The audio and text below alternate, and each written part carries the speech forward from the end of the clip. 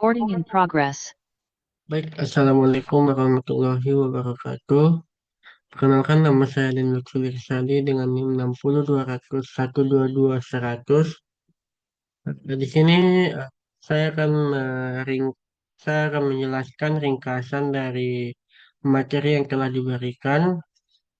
Kemudian di sini saya membuatkan ringkasan tersebut dalam bentuk PowerPoint juga. Nah, yang mana judulnya itu yaitu IoT, Cloud Computing, dan Data Analytics. Nah, baik, kita lanjut.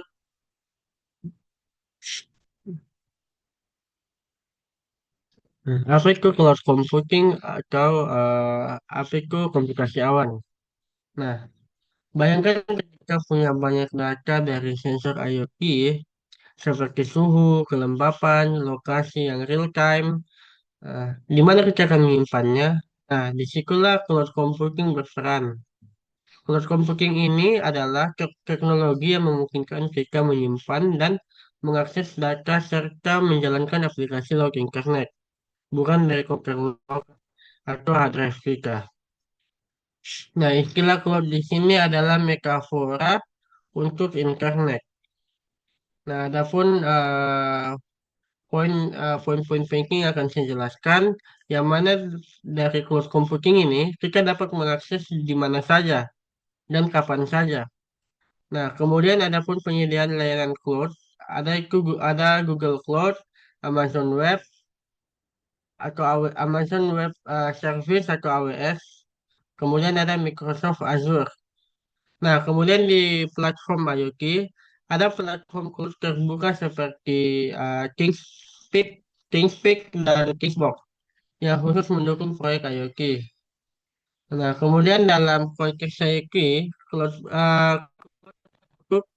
mengelola atau menyimpan big data yang dihasilkan oleh sensor dan perangkat secara real time atau terus menerus. Nah, lanjut. Manfaat dari cloud computing ini, eh, pertama ada efisiensi sumber daya. Nah, kita tidak perlu komputer yang mahal. Cukup perangkat atau komputer yang sederhana, karena proses beratnya itu dilakukan di cloud. Nah, kemudian kita bisa biaya lebih rendah. Jadi kita tidak perlu beli server dan software mahal-mahal. Kita bisa menggunakan layanan yang gratis atau berlangganan yang murah. Nah, kemudian akses global, di mana kita bisa membuka data atau aplikasi dimanapun selama ada internet di tempat itu. Nah, kemudian skalabilitas dan virtualisasi, yang mana kita bisa membuat server virtual tanpa membeli perangkat keras dan keamanan dan backup. Nah, jika rusak, data tetap aman di cloud. Nah, lanjut.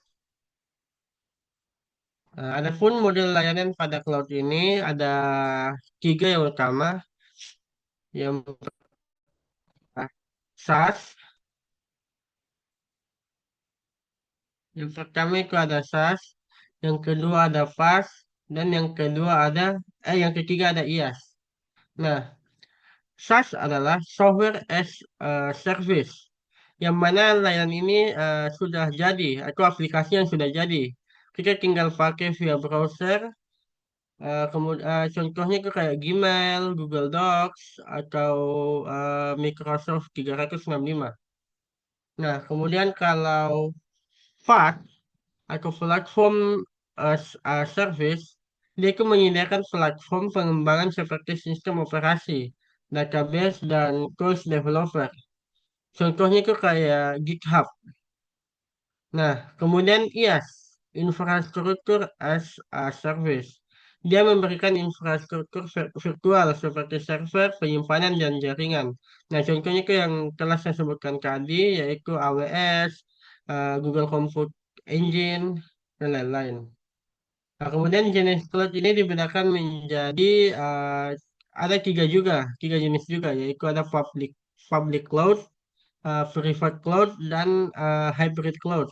Yang public cloud ini kita bisa siapa saja bisa mengakses. Misalnya Google Cloud yang tadi. Kemudian kalau private cloud, dia hanya kelompok tertentu yang bisa kita akses.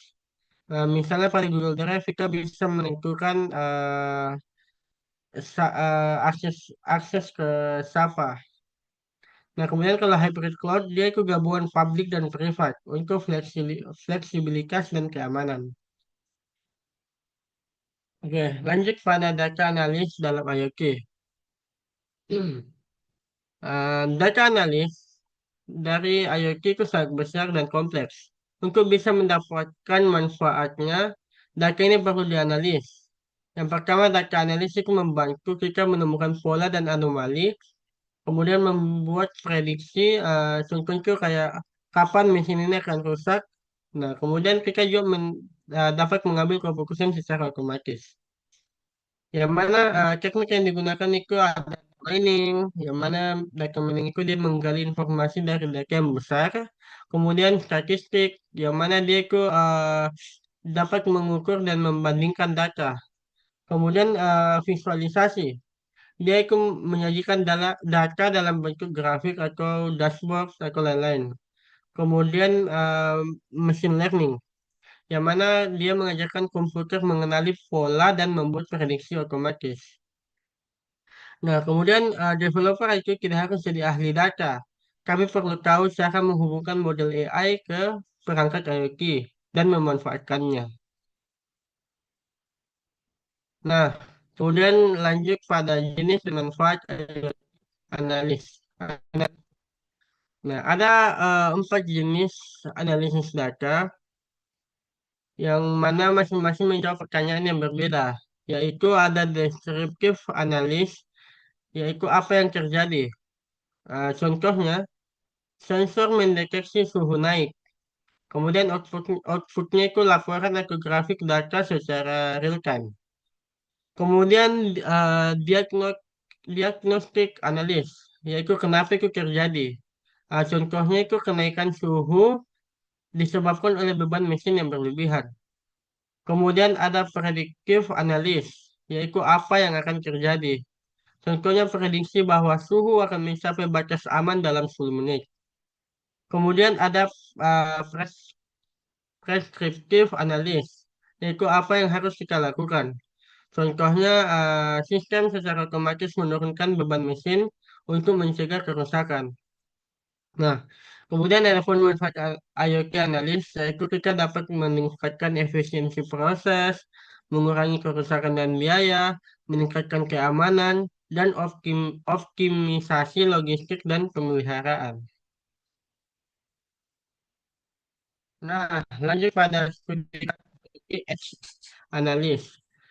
Dalam beberapa kasus, pengolahan data tidak dilakukan di cloud, tetapi langsung di perangkat atau tepi yang dekat dengan sumber data. Contoh satu yaitu manufaktur. Sensor di pabrik mendeteksi getaran abnormal pada mesin. Kemudian Edge Analytics-nya itu menganalisa langsung dan memberi peringatan sebelum mesin itu rusak. Nah, hasilnya pemeliharaan lebih efisien dan waktu henti berkurang. Nah, kemudian ada contoh kasus kedua yaitu minyak dan gas.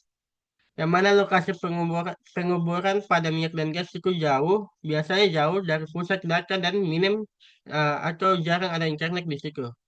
Nah, sensor di lapangan menggunakan edge analytics untuk langsung memproses dan merespon kegagalan atau kebocoran jika akan terjadi.